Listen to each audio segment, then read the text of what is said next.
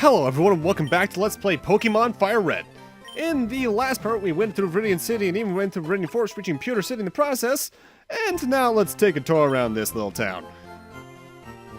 It's from this point onwards where for more or less any time I reach a new town, the only thing I'm going to be showing off is the unique attractions within it, because more often than not, the minor attractions like the usual NPC dialogue isn't going to be giving you too much. There is a minor side quest technically involving a lot of NPC dialogue, but I'm not doing it because it's basically nothing. Also, as I mentioned at the end of the last part, as you saw there a moment ago, I also grinded Kenny and Zoe up to level 10 in between parts, just to make sure they're prepared for the upcoming boss fight. Now, the big attraction here in Pewter City is the museum in the north, as this guy brings up. If you actually try to leave this town from the east, you can't. There's a guy there who will grab you and say, "Yo, have you fought the gym leader yet?" And then if you, no matter what you do, he realizes you haven't and then guides you right there. So I'll just not waste any time with that and get right to that once we actually get there. This is a bit of a weird thing in Pokemon history, though, because through some things here in this museum, especially back in the original Gen 1, and even an NPC I talked to in here, it's very apparent that early Pokemon lore is much different than modern Pokemon lore, because in the early games, particularly mostly Gen 1 and 2, they very much imply that this is supposed to be reality. It's just a slightly minor different version of reality. Heck, it's this old dude here, actually. He's going to bring up the exact date of the moon landing. Okay. And in the original, even I think background lore, certain people were even in a war that was implied to be, I think, like Korea or Vietnam. I'm not actually sure exactly which one it was supposed to be. Also, I don't know why that top left section's there. Clefairy came from the moon. Okay. Alright. Gym time. Gyms are secondary dungeons of sorts for the game. Hiya, do you want to dream big? Do you dare to dream of becoming the Pokemon champ? I'm no trainer, but I can advise you on how to win. Let me take you to the top. Sure. Alright, let's get after it. The first Pokemon out in the match is at the left of the Pokemon list. By changing the order of Pokemon, you may gain an advantage. Try different orders to suit your opponent's party. Gyms are more or less unique challenges with trainers along the way before you get to the boss fight, the gym leader at the end. Except for Brock's here. Brock's is just a straightforward shot because it was the first gym in the series. And this kid's got some new Pokemon along. Geodude, our first rock type. Rock types are generally very defensive Pokemon. They will basically do anything they can to raise their defenses. Heck, most Geodudes you encounter in the game will probably use Defense Curl on one of their first turns if I had to estimate your chances. Fighting moves, though, like what Zoe has, kind of tear them apart. And a similar thing happens with the next Pokemon, Sandshrew, who's our first ground type we're encountering. If I'm recalling the stat averages correctly, ground type is basically a more offensive rock type in that it's generally more defensive, but it still has a higher attack stat. They share very similar weaknesses, though. I think they're both weak to grass and water, which means Bulbasaur and Squirtle have a much easier time here. They're also both weak to fighting, which means Zoe's really good for this. This is the entire reason I brought a Mankey. In fact, if you're playing Pokemon Yellow, you basically need one to beat this gym. It's not required, technically. Yeah, you could grind enough, but if you want to be sane. Sandshrew is actually one of my favorite Pokemon. There was a reason I actually used it all the way back in my old Crystal LP. But it's just in our way here. Speaking of which, the Camper subclass of trainer tends to use Rock, Ground, and I believe Bug-type Pokemon? Generally anything you can find in very plains-like areas or forests. With that, time for our first gym leader. So you're here. I'm Brock. I'm Pewter City's gym leader. My rock-hard willpower is evident even in my Pokemon. My Pokemon are all rock-hard and have true grit determination. That's right, my Pokemon are all the rock type. Haha! You're gonna challenge me knowing that you'll lose? That's the trainer's honor that compels you to challenge me. Fine then, show me your best.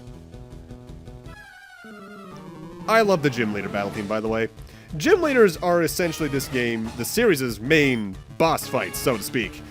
Each one is usually mono-type, though. For instance, he does use rock types, and we just got a standard Geodude here. I think this thing only has Tackle and Defense Curl. Low Kick will take care of that very well. The big threat with Brock comes with his second Pokemon, and is basically the reason I went for the Mankey in the first place, mostly to the Low Kick, because his second Pokemon is Onyx.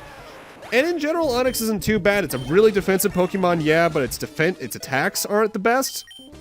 Especially here in Gen 3 with how stats work. I'll go more of that in a moment.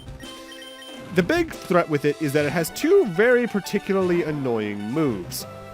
Bind, which, as of this generation, prevents Pokemon from being withdrawn, if I recall correctly. And the more annoying thing, Rock Tomb. Rock Tomb deals damage, of course, and since it's Rock type, Fire types take some big damage from that. But it also lowers the opponent's speed, meaning even if you're higher level, if you get hit by that once or twice, you're probably going to get outsped by Onyx, and then you're just going to have a bad time. Thankfully, though, the weight of Onyx is pretty proportionate to its sprite, so Low Kick does a shitload of damage, which is the best way to defeat it if you have a lower level Charmander, like I do. I've actually had it be evolved already at this point, even to the low 20s, depending on how much I grinded, but not too, so here. I took you for granted, and so I lost. As proof of your victory, I confer on you this, the official Pokemon League Boulder Badge. Nice, 1 down, 7 to go. Just having the Boulder Badge makes your Pokemon more powerful. It also enables the use of the move Flash outside of battle. Of course, the Pokemon must know the move Flash to use it. And you even get a good bonus of money for beating the gym leaders. Wait, take this with you. And we get our first TM! A TM, Technical Machine, contains a technique for Pokemon. Using a TM teaches the move it contains to a Pokemon. A TM is good for only one use, though. So when you use one, pick the Pokemon carefully. Anyways, TM39 contains Rock Tomb. It hurls boulders at the FO and lowers its speed. God, I missed... even though I haven't used any TMs yet in this LP and recording, I missed Gen 5's edition so much because from Gen 5 onwards, TMs were infinite. In Gen 4 and before, one time only, and God, it sucks. It's one of the many reasons, as I'll bring up later, that I have a lot of problems going back to anything before Gen 5. Oh, Kyle. I'm glad I caught up to you. I'm Professor Octane. I've been asked to deliver this, so here you go. And we get the running shoes, thank God. Press B to run, but only when there's room to run. Well, I must be going back to the lab. Bye-bye. In the original Gen 1, you were stuck walking the entire game. Dear Kyle, here's a pair of running shoes for my beloved challenger. Remember, I'll always cheer for you. Don't ever give up. From Mom. However, starting in Gen 3, they added the run button, and I love it so much. Yeah, there's technically another way to walk fast later on in the game, in Gen 1 and 2, but this just makes the in-between periods so much better. Now, I think I briefly brought up I was going to talk about something with the stats earlier. Let's actually go into that. You may have noticed by now that every Pokemon has 2 attack and 2 defense stats, special and normal. The reason I want to talk about that is that since this is Gen 3, we're actually missing out on something I miss a lot from Gen 4 onwards, and that's the physical special split. You see, in Gen 3 and prior, what stat a Pokemon used per attack or defense depended entirely on the type of the move. For instance, Fire-type moves will always use special attack and hit special defense, whereas Rock will always use normal attack and hit normal defense.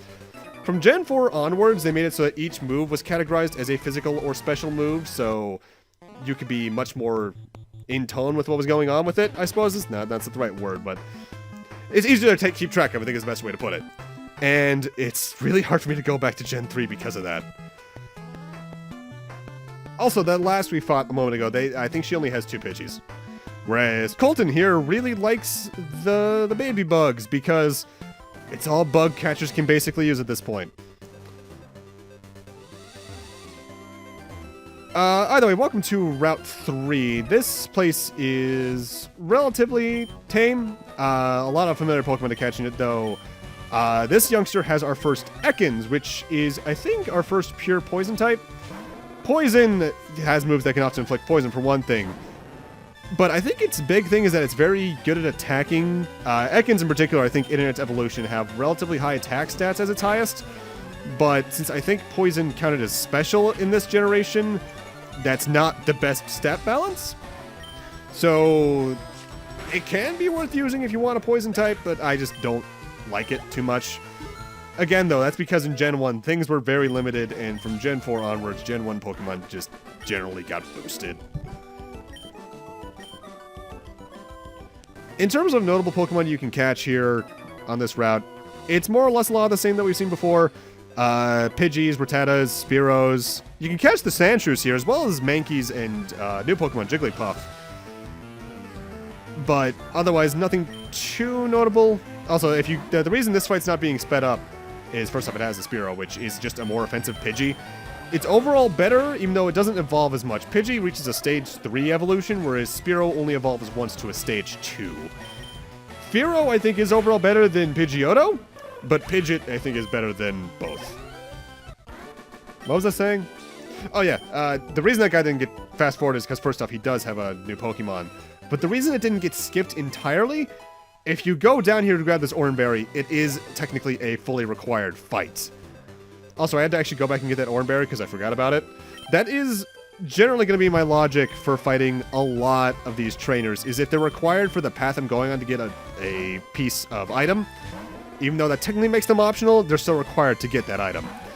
By the way, this last actually has our first Nidoran, which is a unique case in Pokemon history. It's a relatively weak poison type, but it does get better upon its second evolution to Nidorina. But you need a Moonstone to evolve it into something else, which we'll talk more about stone evolutions probably next part.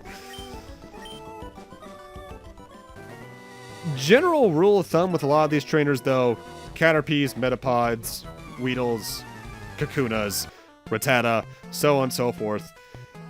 Despite each Pokemon game starting with a lot of this general kind of jazz, I think Gen 2 onwards still has better trainer and Pokemon variety from the start of the games because they just intersperse the trainer varieties more. Gen 1 starts off with a lot of campers, bug catchers, especially bug catchers, and lasses. Which makes the early game kind of dry in terms of variety, but yeah, it's still fun. This last, though, has a very famous Pokemon, in the anime at least. This last is going to have the first Jigglypuff. Jigglypuffs are beefy. They got a lot of HP, despite their levels. And if you can catch one, because you can catch one in this route, you can evolve it in the relatively near future, and it can make for, I believe, a pretty good defensive Pokemon. It's not weak to much either. I believe at this point it would only be weak to fighting, because Jigglypuff did get its type changed as of Gen 6, which makes me a bit hard to remember exactly what its typing is here. I think it's just normal.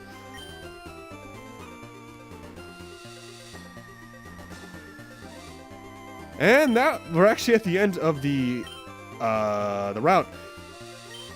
This is Route 4 here, technically. Starting from Gen 4 onwards, for Heart Gold, Soul Silver at least, this would be reclassed to just be a later part of Route 3. But it's here all the same. And before we go into our next dungeon, they are kind enough to at least give us one last Pokemon Center. The series is generally pretty good for longer dungeons, for giving you a Pokemon Center right before it. But this is one of the more standout cases of, it's a bit out there, but oh well. And this guy has something for us, a Magikarp for 500. I'm gonna buy it.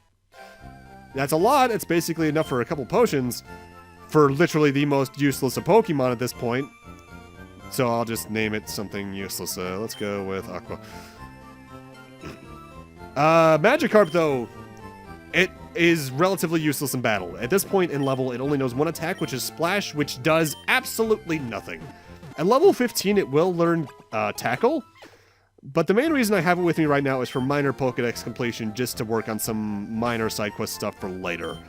And plus, getting it to level 20 does give you a good enough Water-type Pokemon for the mid-game, which, since I'm not going to be getting my latter half of my team ready until the latter half of the game, it's going to help me a bit. Either way, let's grab one last hidden item, and with us entering the Mount Moon dungeon, I'm going to need to end this off here. Thank you guys for watching, and in part 4, bats. Bats everywhere. Ugh. See you guys then.